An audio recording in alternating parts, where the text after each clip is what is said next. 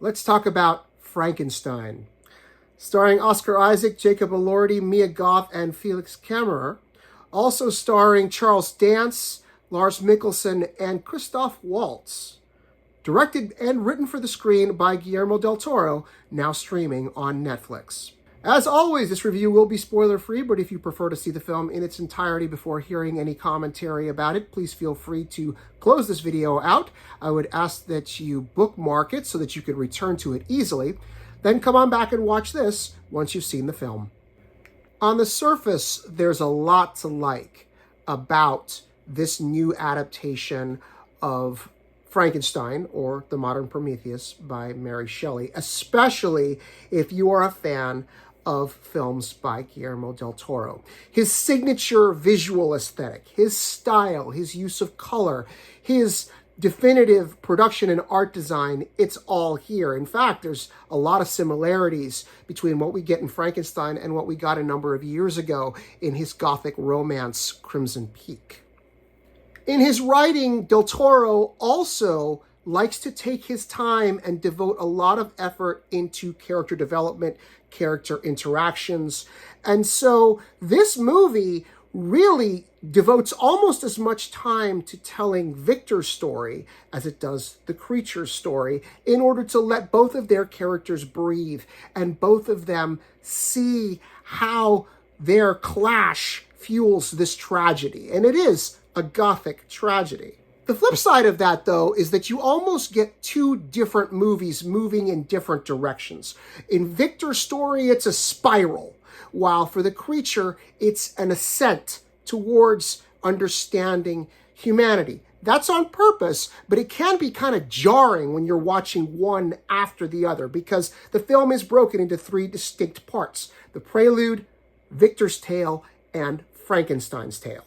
There are other significant differences between del Toro's treatment of this material and the source, and even other adaptations of the source. He adds new characters, and he fundamentally changes existing characters, the most important of which is Elizabeth, who traditionally is the love interest of Victor, and also is in this film, but with a twist. And I'll leave that alone for you to discover when you see the film. But for all those changes, del Toro retains many of the most important themes and ideas that Mary Shelley was exploring in her novel. So people who are familiar with the source, you're going to recognize the ideas. You're going to recognize what Shelley was trying to do here in this new version. It's just been updated a little bit to change some of the motivations of the characters. One last quick note about the ensemble here. So many impressive performances. I think the one that impressed me the most was that of Jacob Elordi, but I wasn't familiar with a lot of his work coming into the film. He delivers an incredible range of expression and emotion, playing the creature through his journey, through his story arc, and conveying so much with limited dialogue, at least at the start. At 2 hours and 28 minutes, this new version of Frankenstein does have some pacing issues. Also, the differences in tone between Victor's tale and the creature's tale may prove to be a little jarring. And if you are a devotee of the source material, maybe some of the changes that del Toro makes to the story may put you off a little bit. But I just think in terms of visual achievement and performances, this new Frankenstein is very impressive. It is worth your time and attention, and it's going to get plenty of attention come award season. Frankenstein is rated R for bloody and grisly images and violence. Please be mindful of that if you have younger audiences at home. Once again, it is now available to stream on Netflix. You can find more Film Buff Unplugged reviews and videos on Substack.